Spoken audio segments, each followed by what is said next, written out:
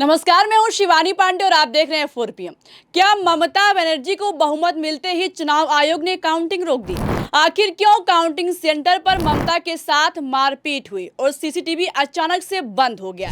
एक एक करके सारे सवालों के जवाब आपको बताएंगे। ममता हारी या हराई गई, इसके लिए भवानीपुर सीट के असल आंकड़े आपको दिखाएंगे। इस पर चर्चा करेंगे। चर्चा करने के लिए हमारे प्रियंका जी मौजूद हैं। प्रियंका जी, क्या बंगाल चुनाव का फैसला अब सुप्रीम कोर्ट में होगा? होने को कुछ भी हो सकता है, क्योंकि काउंटिंग के दिन एक सिटिंग मुख्यमंत्री के साथ जो काउंटिंग सेंटर पर हुआ है, ये अपने आप में ऐतिहासिक है।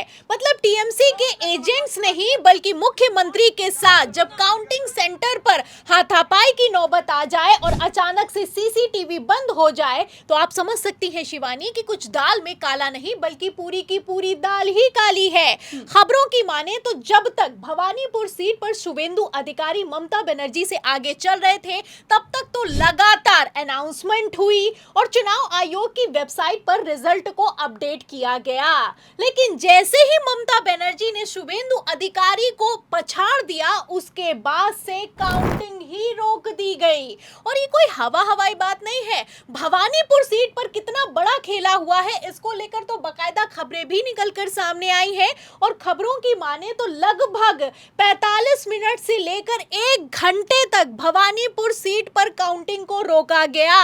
मतलब कि जब तक 13 राउंड की काउंटिंग हुई, तब तक तो अनाउंसमेंट को किया गया, लेकिन उसके बाद किसी तरह का कोई रिजल्ट अपडेट नहीं हुआ। आपको बता दें शिवानी, हमने भी लगातार चुनाव आयोग की वेबसाइट को देखा, किसी तरह का कोई अपग्रेडेशन नहीं निकलकर सामने आया। लेकिन जैसे ही अपडेट हुई 1 घंटे बाद वेबसाइट, आप देख सकती हैं कि 15,000 वोटों से ममता बनर्जी भवानीपुर सीट टीएमसी अपना गढ़ हार गई है।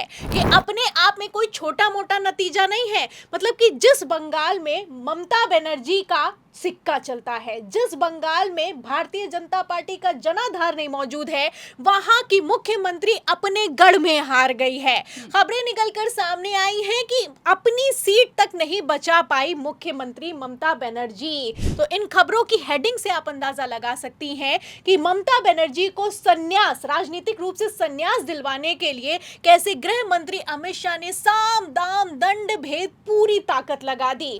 मतलब कि सिर्फ बंगाल को जीतना अमित शाह के लिए मकसद नहीं था, बल्कि ममता बनर्जी के आत्मविश्वास को तोड़ना और ममता बनर्जी को खत्म करना भी भारतीय जनता पार्टी का मकसद था। ये पूरा खेल था जो कि अब एक्सपोज होता हुआ नजर आ रहा है। आपको बता दें शिवानी, अगर आंकड़ों की बात की जाए तो अब फाइनल आंकड़े निकलकर सामने आ गए हैं और राजनीतिक विश्लेषकों ने अपने विश्लेषण पेश करना शुरू कर दिया है।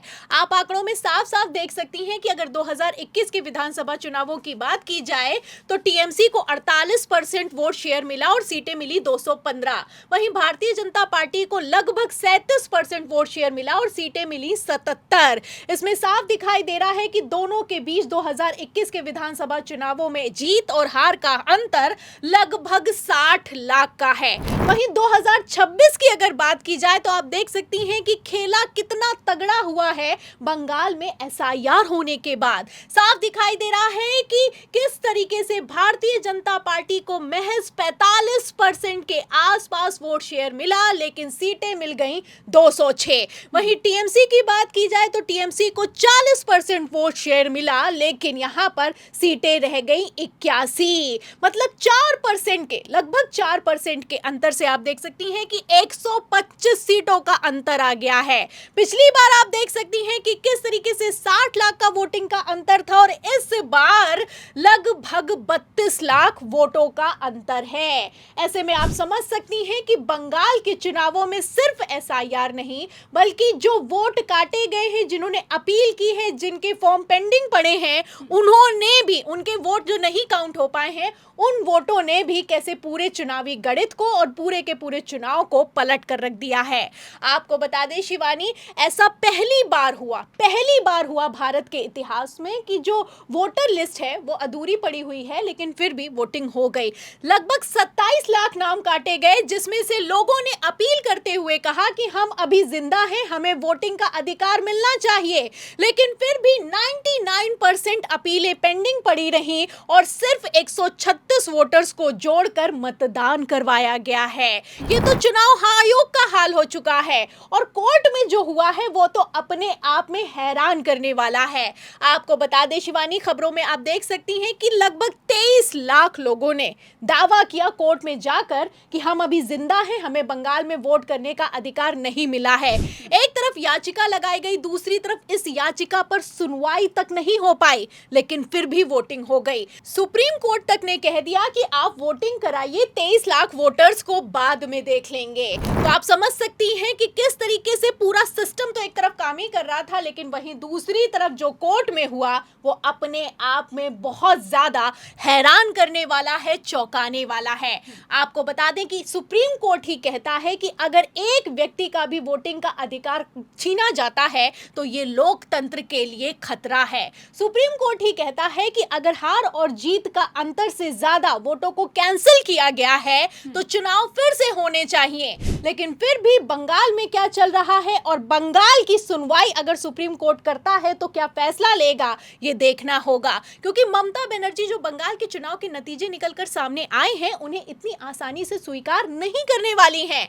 आपको बता दें शिवानी, सिर्फ भवानीपुर सीट नहीं, बंगाल को लेकर ममता बनर्जी ने दावा किया है कि लगभग 100 सीटों का झोल हुआ है, 100 सीटों का खेल हुआ है। मतलब चुनाव आयोग की वेबसाइट पर बंगाल के चुनावों में ऐसा पहली बार हुआ कि काउंटिंग तक नहीं पूरी हो पाई, ईवीएम तक पूरी नहीं खुली, लेकिन पहले ही भारतीय जनता पार्टी को बहुमत मिल गया।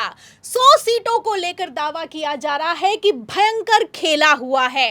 ममता बनर्जी ने तो इस खेल को एक्सपोज करते हुए किस तरीके से काउंटिंग सेंटर पर जाकर चुनाव आयोग के अधिकारियों को रंगे हाथों पकड़ा है, ये किसी से छुपा हुआ नहीं है। आपको बता दें शिवानी, ममता बनर्जी ने बाकायदा काउंटिंग के बीच वीडियो जारी करते हुए कहा कि जब तक 16, 17, 18 राउंड की काउंटिंग पूरी नहीं हो जाती है तब तक हार नहीं माननी है। जानबूझकर चुनाव आयोग भारतीय जनता पार्टी को रुझानों में आगे दिखा रहा है ताकि टीएमसी का कार्यकर्ता हताश हो जाए और वो काउंटिंग सेंटर को छोड़ दे।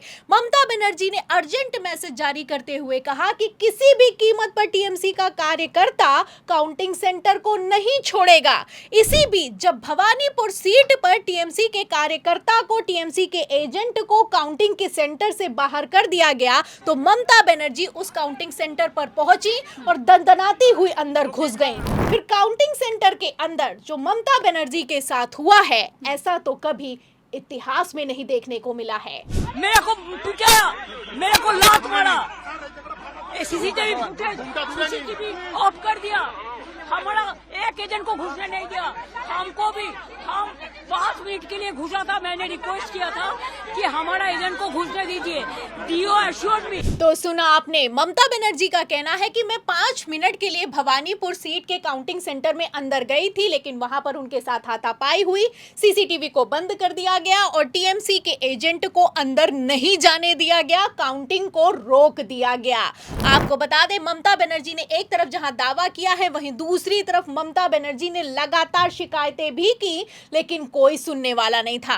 एक तरफ कोई एक्शन लेने वाला नहीं है, वहीं दूसरी तरफ तस्वीरें आप देख सकती हैं कि किस तरीके से पुलिस की मौजूदगी में टीएमसी के दफ्तर में तोड़फोड़ की जा रही है, टीएमसी के दफ्तर को आग में फूंक दिया जा रहा है, कुर्सियां तोड़ी जा रही हैं और तो और ममता बनर्जी के साथ तक हाथापाई की नौबत आ गई है। फिलहाल जैसे नतीजे निकलकर सामने आए हैं और बंगाल में जो हाल हुआ है, इस पर क्या ममता बनर्जी सुप्रीम कोर्ट जाएंगी और सुप्रीम कोर्ट क्या इस पर कोई सख्त संज्ञान लेगा, ये देखना होगा।